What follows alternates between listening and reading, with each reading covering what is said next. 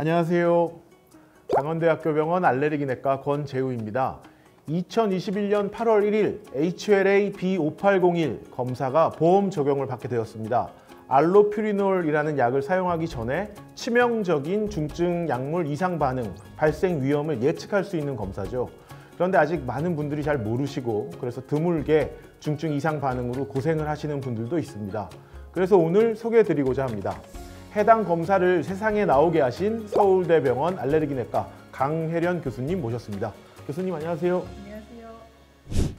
네, 교수님, 중증 약물 이상 반응은 어떤 것인지 좀 설명을 부탁드리겠습니다. 약물 이상 반응이라는 거는 우리가 흔히 약물 부작용이라고 하는 약을 쓰면서 우리가 원했던 치료 효과 외에 생기는 뭔가 우리 몸을 불편하게 하는 그런 증상들을 말합니다. 그 중에서도 중증이라고 하는 거는 이 약물 이상 반응 때문에 뭐 입원을 해야 된다든지 추가적으로 치료를 받아야 된다든지 아니면 큰 이상이 생기는 그런 경우를 중증 약물 이상 반응이라고 하는데, 오늘 주로 말씀드릴 부분은 중증 약물 이상 반응 중에서도 중증 피부 유해 반응 또는 중증 피부 이상 반응이라고 부르는 그런 반응들입니다. 이것은 우리 몸의 면역계에 큰 이상을 만들어 가지고 면역 반응이 생긴 것을 말하는데, 흔히 이제 피부에 수포가 생기면서 피부 표피가 벗겨진다든지 아니면 심한 호상구 염증이 간이라든지 콩팥을 침범해서 피부 발진과 함께 간 기능 이상이나 신기능 이상을 나타내는 그런 반응을 말합니다. 이런 것들을 우리가 특히 중증 약물 피부 유해 반응이라고 부르는 이유는 일단 이게 발생을 하면 입원을 해야 될 정도로 증상이 심각하고 또 일부 환자는 사망에 이르는 등 아주 좀 심각한 경과를 보이기 때문입니다. 예, 교수님, 그러면은 그런 중증 약물 피부 유해 반응이라는 게 이 국내에도 흔히 있는지, 또 이 중증이라는 게 심하다는 뜻인데 얼마나 무서운 것인지 좀 여쭤보고 싶습니다. 네, 중증 약물 유해 반응은 저희가 알레르기 학회 회원들을 중심으로 지금 10년째 모으고 있는데요. 1년에 몇 명이 다 딱히 정해진 건 아니지만 10년을 통틀어 보니까 1200명 정도의 사례들이 모였습니다. 그 중에서 피부에 수포가 생겨서 벗겨지는 스티븐 존슨 증후군, 독성 표피 괴사 용해가 한 600건, 나머지 600건이 약물 과민 반응 증후군이라고 부르는 드레스 증후군이 되겠습니다. 사망률은 외국에서 알려진 것과 조금 비슷한 경향을 보이고 있는데 우리나라에서 조금 더 낮긴 합니다. 그래서 대략적인 사망률은 스티븐 존슨처럼 피부가 많이 벗겨지지 않은 경우에는 한 5% 정도 되고요. 독성 표피 괴사 용해 같은 경우에는 외국에서는 30%에 이르는 사망률이 보고돼 있지만 국내에서는 약 20% 정도로 보고가 되고 있습니다. 약물 과민 반응 증후군인 드레스 같은 경우에는 우리나라에서 사망률은 10% 미만으로 보고되고 있습니다.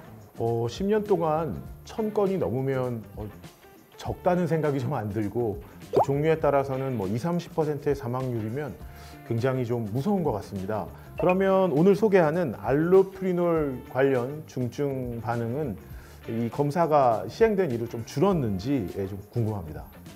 사실 그 알로퓨리놀에 대한 유전자 검사는 보험 시행되기 전에 2011년부터 연구를 위해서 많이 유전자 검사를 시행했습니다. 그래서 그런 연구를 활발하게 하면서 위험 요인들이 어느 정도 제거가 돼서 2014년 이후로는 알로퓨리놀에 의한 중증 약물 유해 반응이 좀 감소 추세에 있기는 합니다. 그리고 2021년 전면 급여화되기 전에 2017년에 고위험군에 대해서 한번 급여가 된 적이 있기 때문에 그 이후로도 계속 꾸준히 줄고 있어서 여러 가지 요인에 합쳐져서 현재는 많이 감소 추세를 보이고 있습니다.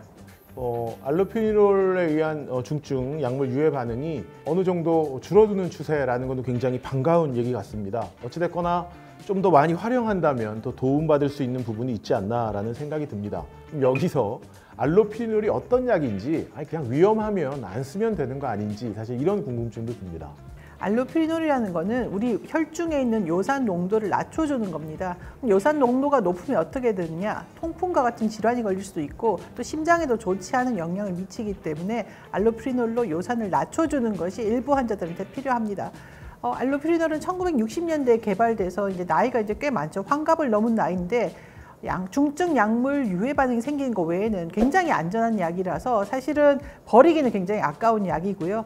알로피리놀 대신에 이제 대체제로 거론되는 약들이 뭐 페북소스텟이라든지 벤즈브로마론 같은 약들이 있는데, 벤즈브로마론 같은 경우 효과가 좀 떨어지고요. 페북소스텟은 효과는 좋은데 대신 이 약도 심장병이 생긴다는 또 그런 단점이 있습니다. 그래서 환자에 따라서는 이제 골라 쓸 수 있는 여러 가지 옵션이 있어야 되기 때문에 이 약도 어떤 것이 위험한지 위험성을 잘 파악을 해서 안전하게 사용하는 옵션을 가지는 것이 필요합니다.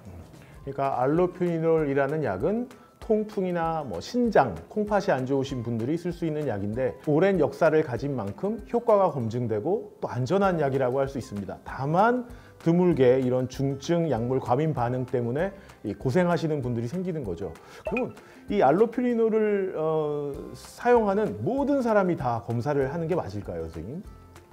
모든 사람이 하면 좋기는 한데요. 이제 꼭 검사를 받으셔야 되는 분들은 보다 고위험군으로 알려져 있는 신장 기능이 나쁜 분들, 그런 분들은 꼭 검사를 하셔야 되고요. 모든 사람이 했을 경우에는 고려해 볼 수 있는 거는 신장 기능이 좋을 때는 같은 유전자 체질이라도 이 병에 덜 걸립니다. 그래서 신장 기능이 좀 나쁘다, 내가 신장내과를 다니고 있다, 이런 경우에는 꼭 검사를 하셔야 되고요. 뭐 비교적 건강하신 경우에는 약을 드시면서 조금 증상이 생기거나 할 때 조기에 이 약을 중단하시고 그리고 유전자 검사를 해보시는 것도 추천할 만합니다. 여기 말씀을 들어보면 알로피니롤 굉장히 안전한 약이지만 가끔 있는 일 때문에 한번 검사를 해볼 수 있다. 마치 약간 보험 같은 느낌이 드는 그런 개념으로 생각이 됩니다. 그러면 알로피니롤 말고 다른 약들도 이런 유전자 검사로 이 위험한 중증 약물 과민 반응 같은 것들을 또 예측할 수 있는 다른 사례가 있을까요? 항경련제로 알려져 있는 카바마제핀이라는 약도 유전적인 위험 인자를 가지고 있습니다. 그것은 HLA-B150이라는 것이고 우리나라에서는 HLA-B150이 좀 적기 때문에 HLA-B151이 그런 위험 인자로 사용되고 있고요. 또 같은 카바마제핀인 경우에도 과민 반응 증후군, 드레스가 생기는 경우에는 HLA-310이 연관성을 보입니다. 유사하게 메사졸라마이드라는 녹내장 약은 HLA-B5901이, 그리고 에이즈 치료제인 아바카비아라는 약은 HLA-B5701이 연관성을 보이고 있고, 그 밖에도 답손이라든지 방코마신 같은 약들도 유전적인 위험 인자가 밝혀져 있지만 앞에서 말씀드린 알로피리놀보다는 적중률이 좀 낮습니다. 그래서 아직까지는 보험 급여화는 되어 있지 않고 영구적인 목적으로 검사를 해볼 수 있는 상태입니다. 그러면은 알로피리놀 같은 경우에는 말씀하신 유전자 검사를 통해서 이런 무서운 중증 약물 과민 반응이 100% 예방 가능하다고 할 수 있을까요? 100%는 아니고요. 거의 대부분 찾아낼 수 있는데 저희가 한 460명 정도 환자를 하다 보니까 거의 다 맞췄는데 딱 한 분이 HLA-B5801이 없는데도 과민 반응이 생긴 경우가 있습니다. 그렇기 때문에 유전자 검사에서 나오지 않는다 하더라도 여러 가지 우리 몸의 다른 인자로 인해서 중증 약물 이상 반응이 생긴 것을 막지 못하는 경우도 있습니다.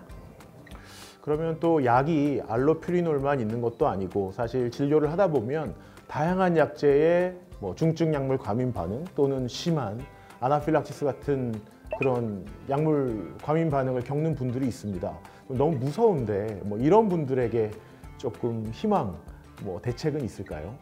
중증 약물 유해 반응 같은 경우에는 사실 정확하게 진단하고 치료를 한다 하더라도 굉장히 심한 경우를 보이는 경우가 많이 있고 또 사전에 예방하기 어려운 사례들이 많이 있습니다. 그래서 이런 경우에는 이제 공적인 그 도움을 요청하실 수 있는데요. 한국의약품안전관리원에서는 의약품 피해 구제 제도라는 것이 있습니다. 그래서 여기서는 사망보상금, 장례 지원금, 장애에 따른 장애 보상비, 그리고 진료비도 30만 원 이상인 경우에는 보상이 되고 있기 때문에 이런 부작용을 겪으신 경우에는 담당 의료진과 상의하셔서 이런 피해 구제 제도에 신청하시는 것을 고려해 보시면 좋을 것 같습니다.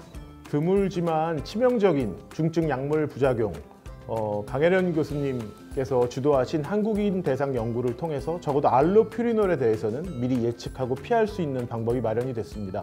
나라에서도 이 부분을 인정해서 보험을 적용해 주었습니다. 참고하시고 많은 분들 활용하시기 바랍니다.